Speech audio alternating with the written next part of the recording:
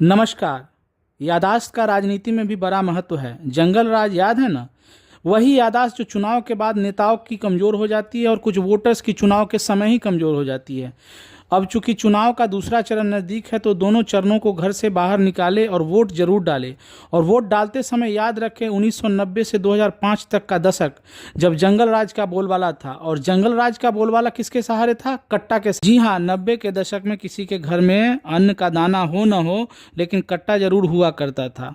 और लालू जी को कुछ विशेष जाति वालों से कुछ ज़्यादा ही प्यार था और वो भूरा बाल तो बिल्कुल ही पसंद नहीं करते थे। इनको सुनिए।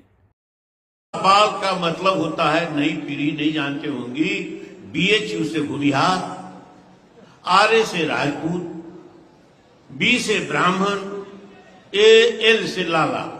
कि लालू जी कह रहे हैं कि भूरा बाल अब आप कहेंगे कि छोड़ो पुरानी बातों को, लीजिए मैंने छोड़ दिया। अपहरण, फिरौती, मर्डर, घोटालों की बात तो मैं करूंगा ही नहीं।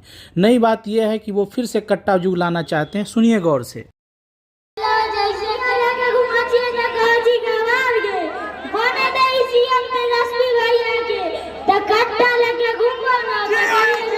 ये बच्चा जो अपने उज्जवल भविष्य की प्लानिंग तेजस्वी के सत्ता में आने की उम्मीद पर कर रहा है, मैं इसके उज्जवल भविष्य की कामना करता हूं और चाहता हूं कि हाथों में कट्टा की जगह किताब हो।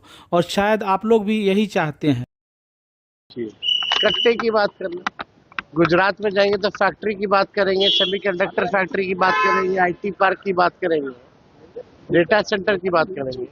अब बिहार आएंगे तो कट्टे की बात करना। अब तो तेजस्वी जी भी मान रहे हैं कि देश का PM फैक्ट्री, सेमीकंडक्टर और डेटा सेंटर की बात करते हैं।